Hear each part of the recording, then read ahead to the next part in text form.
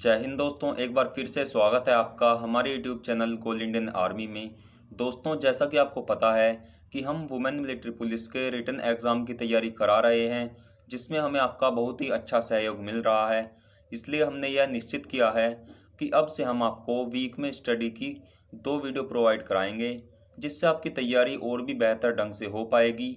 दोस्तों, जितने भी क्वेश्चंस हम अपनी वीडियो में कराते हैं वे सभी क्वेश्चंस पिछले कुछ सालों में पूछे गए हैं और आर्मी के एग्जाम में क्वेश्चंस रिपीट जरूर होते हैं।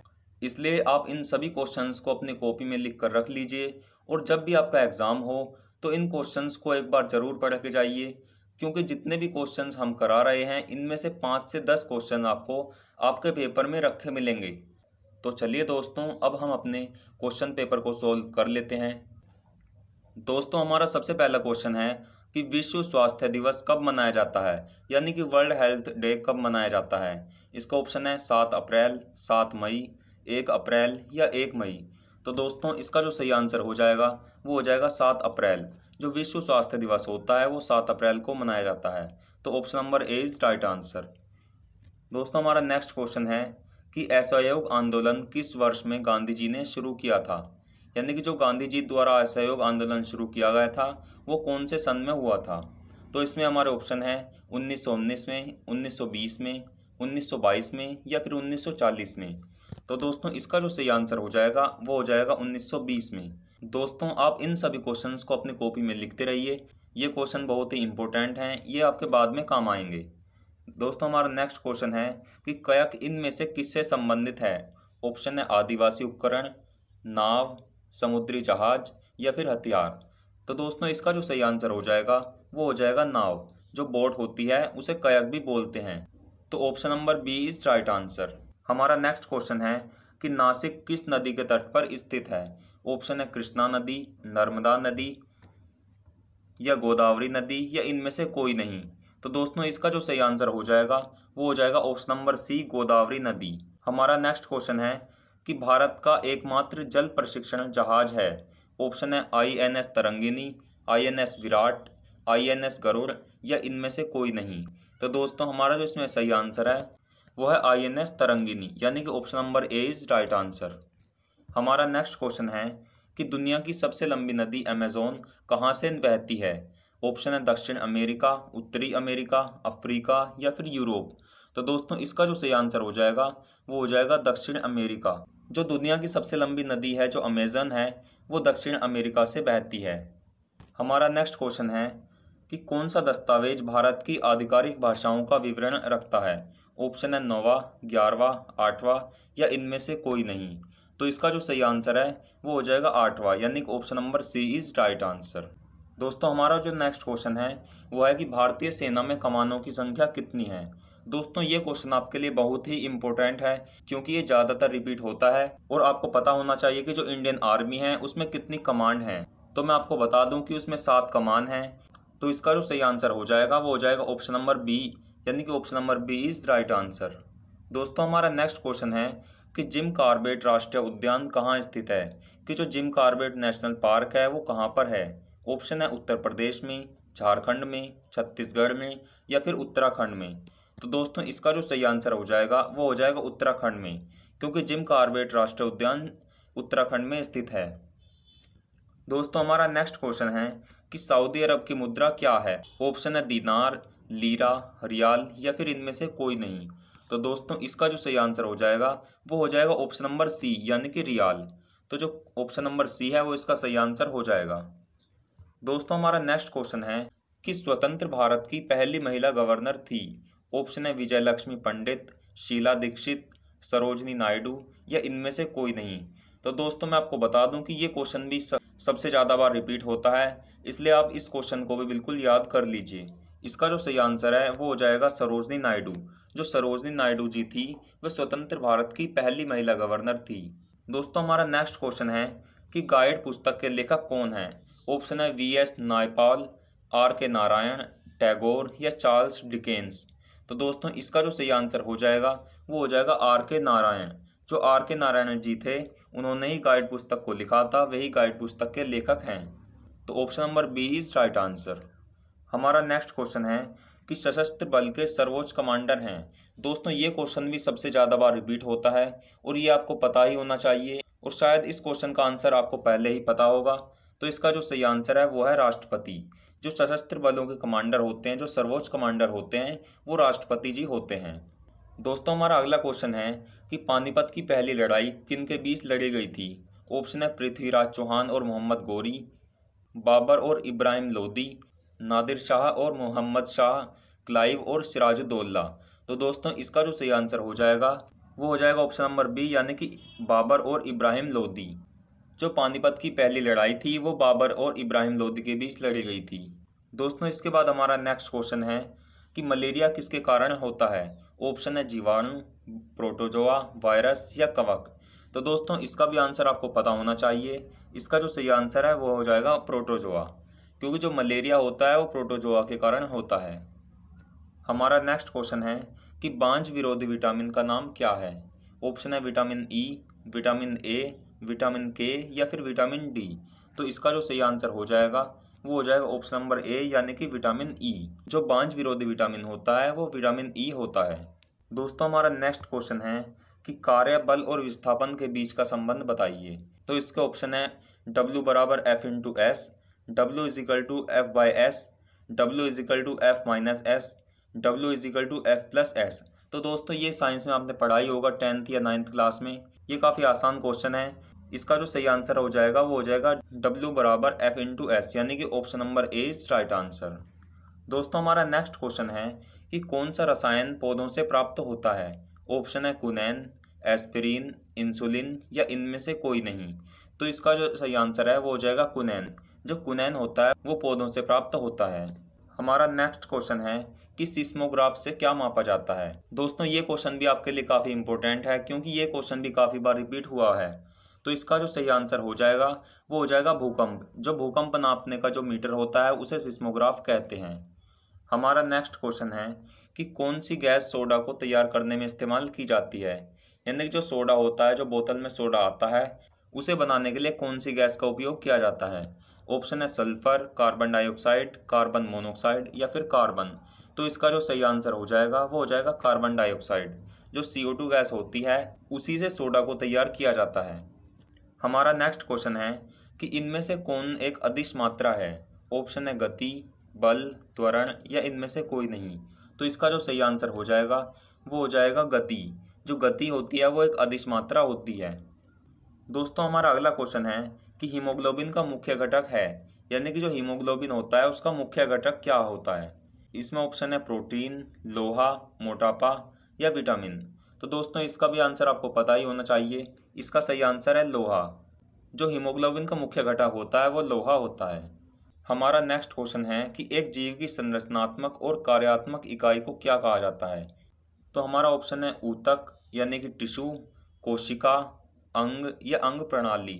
तो दोस्तों ये भी काफ़ी आसान क्वेश्चन है। ये भी आपने 9th क्लास में ही पढ़ा होगा कि हमारे जो शरीर की सबसे छोटी इकाई होती है वो कोशिका यानी कि सेल होती है। तो हमारा option number B is right answer.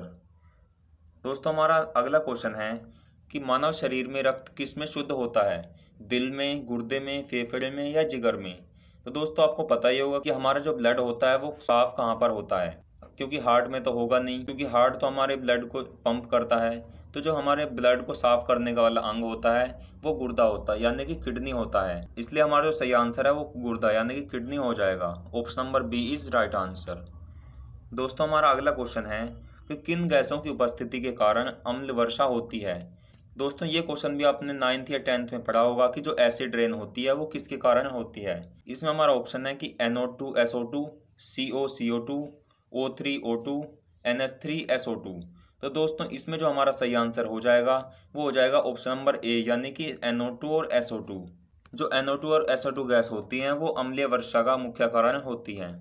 साथियों हमारा अगला क्वेश्चन है कि विद्युत प्रवाह किस में मापा जाता है, यानी कि जो इलेक्ट्रिक करंट होता है हम उसको किस में मापते हैं, यानी कि मीज़र कैसे करते हैं उसे। तो आपने पढ़ाई होगा कि जो हमारा एमीटर होता है उससे हम इलेक्ट्रिक करंट को मापते हैं, यानी कि हम इलेक्ट्रिक करंट को एमीटर से मीज़र करते हैं। तो हमारा जो आंसर हो जाएगा वो हो जाएगा एमीटर, यानी कि option number B is right answer. हमारा नेक्स्ट क्वेश्चन है कि प्राथमिक रंग हैं इसमें हमारे कुछ रंग दिए हुए हैं, जो प्राइमरी कलर्स होते हैं वो कौन से हैं। तो इनमें से आपको बताना है। हमारा ऑप्शन है लाल नीला हरा, नारंगी नीला पीला, लाल नीला पीला, या इनमें से कोई नहीं। तो दोस्तों इसका जो सही आंसर है वो हो जाएगा ऑप्शन नंबर ए, यानी कि रेड, ब्लू और ग्रीन। तो option number A is right answer. दोस्तों हमारा नेक्स्ट क्वेश्चन है कि निम्न में से कौन सा अंग कोशिका का विद्युत ग्रह कहलाता है। दोस्तों ये क्वेश्चन भी काफी इंपॉर्टेंट है आपके लिए, ये भी काफी बार रिपीट होता है और आपने स्कूल में पढ़ा होगा कि कोशिका का विद्युत ग्रह किसे कहा जाता है। इसमें ऑप्शन है राइबोसोम, माइटोकॉन्ड्रिया, लाइसोसोम, या इनमें से कोई नहीं। तो दोस्तों इसका जो सही आंसर हो जाएगा वो हो जाएगा माइटोकॉन्ड्रिया। माइटोकॉन्ड्रिया ही कोशिका का विद्युत ग्रह कहलाता है। दोस्तों हमारा अगला क्वेश्चन है कि निम्न में से कौन मानव शरीर के समन्वय गतिविधियों को नियंत्रित करता है। ऑप्शन है हार्मोन, रंध्र, ग्रंथि, या इनमें से कोई नहीं। तो दोस्तों इसका जो सही आंसर हो जाएगा वो हो जाएगा हार्मोन्स, क्योंकि जो हार्मोन्स होते हैं वो ही हमारे शरीर में सभी गतिविधियों को, सभी एक्टिविटीज़ को नियंत्रित करते हैं। दोस्तों हमारा नेक्स्ट क्वेश्चन है कि हवा में कितने प्रतिशत कार्बन डाइऑक्साइड होती है। तो दोस्तों ये क्वेश्चन भी काफ़ी बार रिपीट होता है, इसलिए आपको इसका आंसर भी याद रखना है। इसमें जो ऑप्शन दिए हुए हैं वो है 21%, 0.9%, 0.04% या 0.05%। तो दोस्तों इसका जो सही आंसर हो जाएगा वो हो जाएगा 0.04%। जो वायु होती है उसमें 0.04% कार्बन डाइऑक्साइड होती है। दोस्तों हमारा नेक्स्ट क्वेश्चन है कि मनुष्य में गुणसूत्रों की संख्या कितनी होती है, यानी कि हमारे शरीर में क्रोमोसोम्स की संख्या कितनी होती है। दोस्तों आर्मी के लिए ये क्वेश्चन भी काफ़ी इंपॉर्टेंट है, ये भी काफ़ी बार रिपीट होता है और ये भी आपने 10th क्लास में पढ़ा होगा कि जो हमारे शरीर में गुणसूत्रों की संख्या होती है वो 46 होती है, यानी कि option number C is right answer. दोस्तों हमारा नेक्स्ट क्वेश्चन है कि मनुष्यों में मांसपेशियों की संख्या कितनी होती है, यानी कि जो हमारा शरीर होता है, हमारे शरीर में जो मसल्स होती हैं उनकी संख्या कितनी होती है। तो दोस्तों ये क्वेश्चन भी आपने अपने 10th या 9th क्लास में पढ़ा होगा कि हमारा जो शरीर होता है, हमारे शरीर में 639 यानी कि 639 मांसपेशियां होती हैं, इसलिए option number A is right answer. दोस्तों हमारा नेक्स्ट क्वेश्चन है कि किडनी की मौलिक इकाई क्या कहलाती है। दोस्तों ये सभी जो क्वेश्चन मैं आपको बता रहा हूँ ये काफ़ी आसान है, ये आपने 10th क्लास में पढ़े होंगे। अगर आपने अच्छे से 10th की है तो आपको इन सभी का आंसर आते होंगे। इसमें ऑप्शन है नेफ्रॉन, न्यूरॉन, नेफ्रेटिस या लसिका।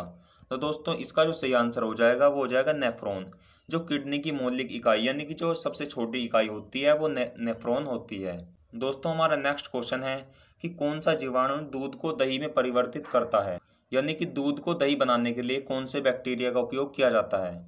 ऑप्शन है वायुजीवी, इकोलाई, लैक्टोबेसिलस, या इनमें से कोई नहीं। तो इसका जो सही आंसर हो जाएगा वो हो जाएगा लैक्टोबेसिलस। दोस्तों क्वेश्चन नंबर 36 से हमारी मैथ शुरू हो जाती है और मैथ के भी हमारे 15 क्वेश्चंस होते हैं। दोस्तों मैथ का हमारा पहला क्वेश्चन है कि 12 और 30 का तीसरा आनुपातिक और 9 और 25 के बीच का मध्य आनुपातिक कितना होता है। तो इसमें हमारे ऑप्शन है 2:1, 5:1, 7:15 या 9:14। तो दोस्तों जब हम इसे सोल्व करेंगे तो इसमें हमारा आंसर आ जाएगा 5:1, यानी कि option number B is right answer. दोस्तों हमारा अगला क्वेश्चन है कि यदि 36 पुरुष एक काम 25 घंटे में कर सकते हैं तो 15 पुरुष यह काम कितने घंटे में कर पाएंगे। तो ऑप्शन है 60 आवर्स, 55 आवर्स, 62 आवर्स या 58 आवर्स। तो दोस्तों जब आप इसे सोल्व करोगे इसमें कुछ नहीं करना, आपको सिर्फ डिवाइड और मल्टीप्लाई करना है। तो जब आप इसे सोल्व करोगे तो आपका आंसर आ जाएगा 60 आवर्स, यानी कि option number A is right answer. दोस्तों हमारा नेक्स्ट क्वेश्चन है कि पहले 7 प्राकृतिक संख्याओं के वर्गों का औसत है, यानी कि जो शुरू के 7 नेचुरल नंबर होते हैं उनके वर्गों का औसत क्या है। तो इसका जो सही आंसर हो जाएगा वो हो जाएगा ऑप्शन नंबर बी, यानी कि 20। दोस्तों हमारा नेक्स्ट क्वेश्चन है कि सिंप्लीफाई कीजिए। दोस्तों ये डिजिट दी हुई है, इसमें आपको कुछ नहीं करना, सिर्फ मल्टीप्लाई, माइनस और डिवाइड करना है। तो जब आप इसे सोल्व कर लेंगे तो आपका जो आंसर है वो आ जाएगा 230, यानी कि 230, जो कि ऑप्शन नंबर सी में है, इसलिए option number C is right answer. दोस्तों हमारा अगला क्वेश्चन है कि 6,80,621 में से कौन सी सबसे छोटी संख्या जोड़ी जाए कि इसका योग एक पूर्ण वर्ग बन जाए। यानी कि जो हमें संख्या दी हुई है इसमें हम कौन से डिजिट को प्लस करें कि वो स्क्वायर बन जाए, यानी कि पूर्ण वर्ग बन जाए। तो इसका जो हमारा सही आंसर हो जाएगा वो हो जाएगा ऑप्शन नंबर ए, यानी कि जब हम 4 को जोड़ेंगे तो हमारी संख्या हो जाएगी 6,80,625, जो कि एक पूर्ण वर्ग होता है। तो इसलिए हमारा option number A is right answer. दोस्तों हमारा अगला क्वेश्चन है कि 10 वर्षों में ए की उम्र बी की 10 वर्ष पूर्व उम्र से दोगुनी होगी। अगर ए अभी बी से 9 वर्ष बड़ा है तो बी की वर्तमान उम्र क्या है। दोस्तों ये एज वाले जो क्वेश्चन है ये इनमें से एक ना एक क्वेश्चन आपको हर पेपर में देखने को मिलेगा, इसलिए आप इन क्वेश्चन की प्रैक्टिस करके जाइए। इन्हें निकालने की भी एक ट्रिक होती है जो आपको सीखनी होगी। तो जब आप इसे सोल्व करेंगे तो आपका आंसर आ जाएगा 39 ईयर्स, यानी कि option number C is right answer. दोस्तों हमारा नेक्स्ट क्वेश्चन है कि इनमें से सबसे बड़ी संख्या है। इसमें हमें 3 संख्या दी हुई है, इसमें हमें बताना है कि इनमें सबसे बड़ी संख्या कौन सी है। तो दोस्तों इसमें हमें जो 3 संख्या दी हुई है इनमें से जो √3 है यानी कि ऑप्शन नंबर बी है वो सबसे बड़ी संख्या है, इसलिए जो ऑप्शन नंबर बी होगा वो हमारा राइट आंसर हो जाएगा। हमारा नेक्स्ट क्वेश्चन है कि एक परीक्षा में 80% छात्र अंग्रेजी में उत्तीर्ण यानी कि पास हुए हैं, मैथ में 85% और 75% दोनों अंग्रेजी और मैथ में हुए हैं। अगर 40% छात्र दोनों विषयों में फेल यानी अनुत्तीर्ण हुए हैं तो कुल छात्रों की संख्या कितनी है। हमें कुल छात्रों की संख्या यानी कि टोटल स्टूडेंट्स बताने हैं।